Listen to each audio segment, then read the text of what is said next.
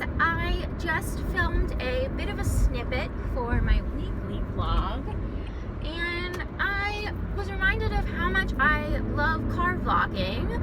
I am seldom in the car by myself anymore, / ever, and so I thought it might be fun to make a throwback car vlog as its own little standalone video. And so here we are. I am still in the car on my way to the dance recital. If you watch my weekly vlog, then you'll know that I am currently on my way to the theater. I teach dance, and today is the dance recital for the kids, and obviously I took a leave when Hugo was born, and I had a sub step in for my classes with under the condition that I would come for the recital. So that's what I'm doing. I am really excited to see the kids. I'm a little bit nervous in terms of the length of the recital and my boobs. I pumped before I left at it was probably 10 after 9, but still, I just hope I'll be there for I could probably squeeze 4, maybe 4.5 hours out of my boobs without them totally getting insanely engorged. And it's not even so much the engorgement that bothers me. It would just be if they started insanely leaking, or then I don't want my body to start not producing milk. I know that is silly because one time that's it won't happen, but I'm still wearing my breast pads and stuff. I'm wearing a dress, which feels really nice. I haven't got dressed up in so long, because up until this point, the only thing that has really fit me have been my leggings. And that's still pretty well the only thing that fits me. But today, as I was getting dressed, I remembered this dress. This is almost a t-shirt style dress, jersey, and obviously super stretchy. But the other thing that's great about the dress is that it's a flowy A-line, so it's really loose. It's loose around my thighs, loose around my belly, so I don't have to worry about showing things that I don't want to show. It goes down to my knee, which is great, so I don't have to worry about indecency. It just feels really comfortable. It's the perfect dress. I actually got this dress last year when we went to Long Beach Island. We went to this really cute little shop, and I'm sure we'll go again this year, and I picked up a few pieces there, and this was one of them. I love it. It's so comfortable. It's just the best. It is such a misty morning today. It's very oh, poor little raccoon on the side of the road. It's a very English morning. I'm still in the headspace. The royal wedding was yesterday, and so I'm still in that very British headspace. I loved it. I loved every single minute of it. I am such a British royal family fan. I loved it. I thought Queen Elizabeth looked perfect, and lately she's been wearing a lot of really bold, bright colors, which I love. I think it's very unexpected, especially in this day and age with everything being so subdued in terms of color palette and neutrals being very in. But I loved, and I haven't been crazy about some of the brighter colors she's worn, but I don't know, there was something about the green and the purple and the brooch that she had on and her hat. I thought everything just looked so perfect. And then this moment broke my heart. I watched the coverage on CNN, and I think it was Anderson Cooper, I don't know, it was somebody, had mentioned that the Queen loves royal weddings, but that this one was going to be her last royal wedding. And I got so choked up. I get choked up thinking about it now, because the next royal wedding will probably be Prince George or Princess Charlotte in 20 or 30 years. Isn't that kind of heart-wrenching? I find that kind of heart-wrenching that she loves weddings so much, and this is going to be her last royal wedding. Oh, anyway, I thought Prince Philip looked great. I know that he is so old. He's 96, and apparently he had hip replacement surgery or some sort of hip surgery not too long ago, which is incredible. And he was walking without a cane, without any assistance, pretty remarkable. So that I thought was fantastic. I was actually a little bit underwhelmed with what Princess Beatrice and Princess Eugenie chose to wear. Like, I was fully expecting them, after like what they showed us at Prince William and Princess Kate's wedding, I was fully expecting them to come with like these fascinators, you know, for the gods, and like crazy outfit. But they were both pretty, like, in terms of their outfits, it was pretty modest. I feel like that was sort of like a huge theme of the wedding, was modesty. And I don't know if it, because the church was a little bit smaller, more intimate, if that's why everyone sort of was dressed a little bit more modest, or if it was just sort of like the theme that they chose, kind of going off like Meghan's dress. But yeah, I thought everyone like looked pretty modest. I thought Kate looked beautiful. I loved Princess Charlotte, was so sweet. She loves the camera. She is such a natural. And I thought Meghan looked stunning. I thought she looked so beautiful. Something like so classic about her look. And I was watching like a follow-up about her outfit, and they were saying how, you know, obviously some people were a little underwhelmed with what she chose and wish that like there was a little bit more embellishment or something, like lace or beading or something.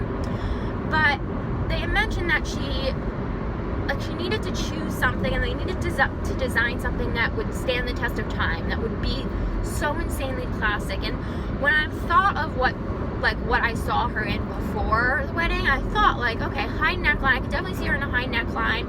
I thought maybe she would go for like something a little more like revealing in the back, maybe like something backless.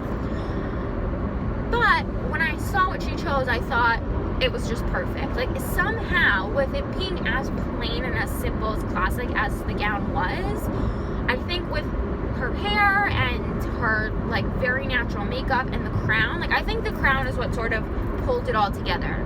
There was something very special about the crown and her hairstyle that, I don't know, that brought the embellishment to her look that I think like that was all that was needed. You know, like she didn't need to have some sort of like crazy embellished dress. Like I think everything sort of like spoke for itself and was so perfect. And then I, for one, loved the sermon by Reverend Michael Curry. I know like some people are sort of like split. I have some British friends who were like, we think it was a little too much. But I thought it was just his message, the message, if you like really listen to what he was saying, like take out how animated he was, it was just so perfect for this day and age.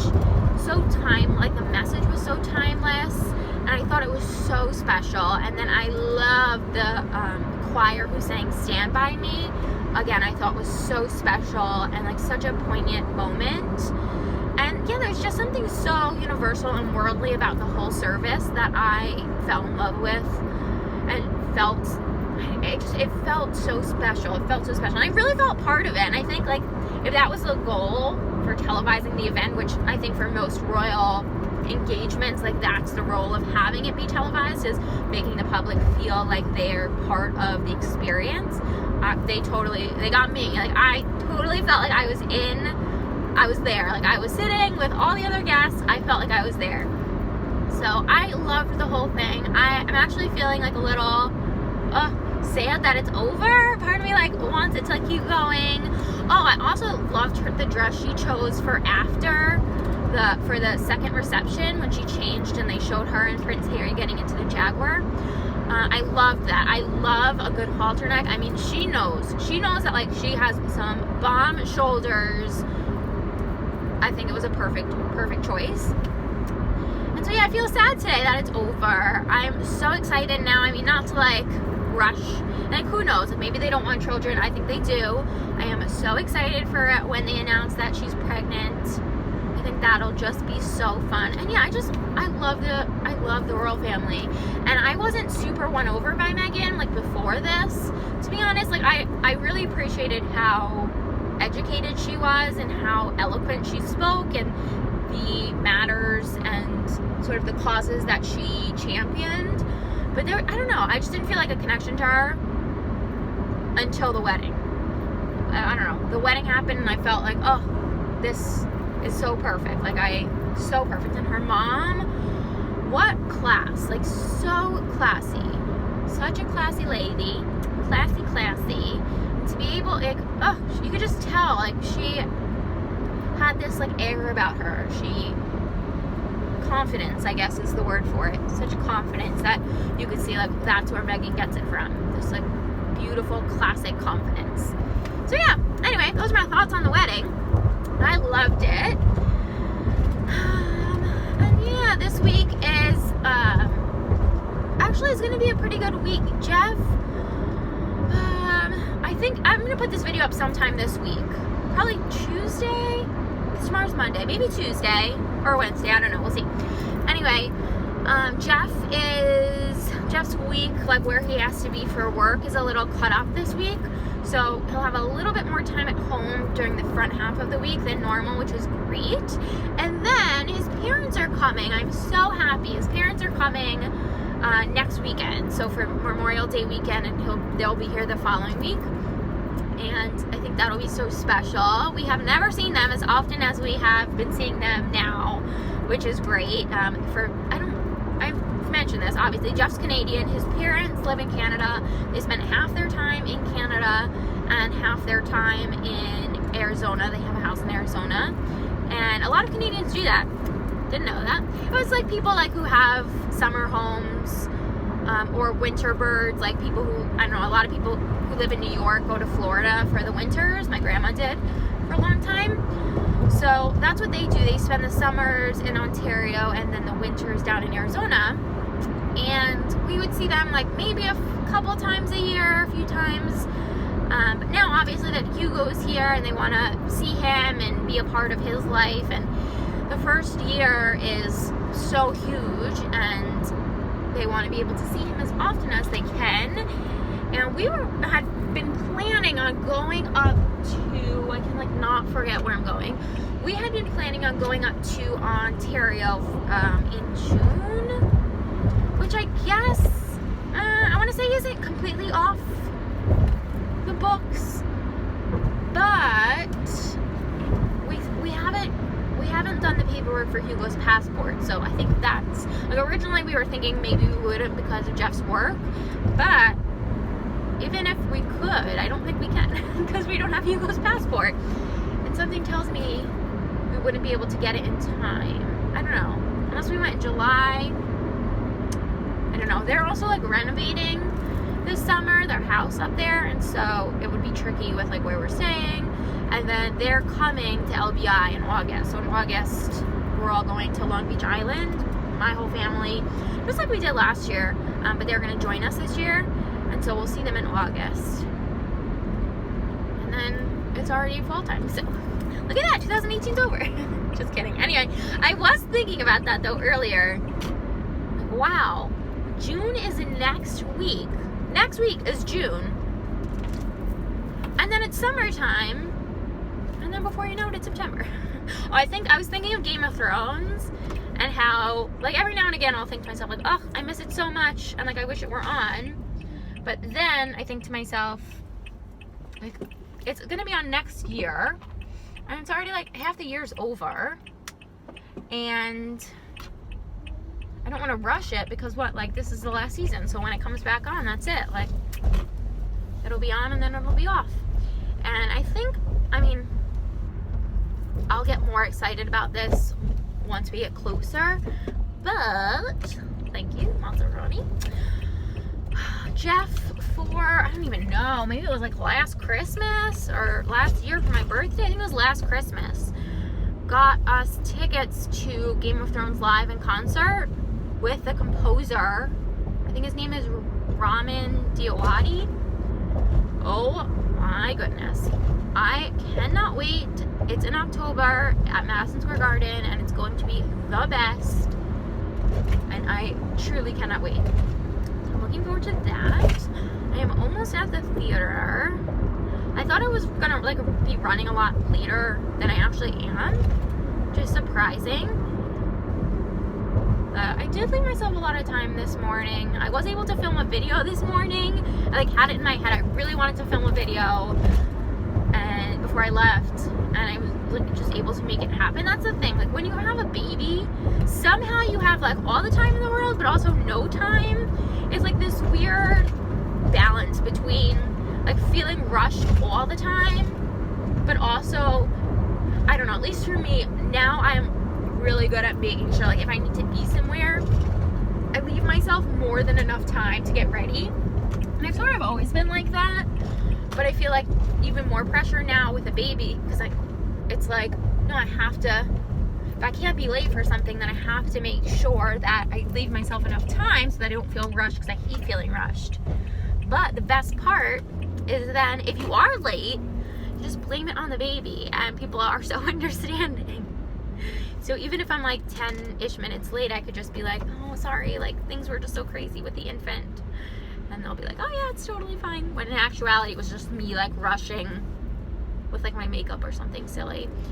I haven't driven this way since before Hugo was born. It's crazy. Because this is also like the route I would take to SoulCycle, like while I was pregnant. So to be driving this way now, so special. Anyway, I'm gonna, oh my gosh, 16 minutes. I'm gonna end this vlog here. I'm sorry I've been rambling for so long. I love car vlogging so much. Obviously now, like, I just don't leave the house quite as often / ever, and I don't feel comfortable car vlogging when Hugo's in the car. I wish I could car vlog more, maybe in the future. I'm gonna finish this out here. Thank you guys so much for watching.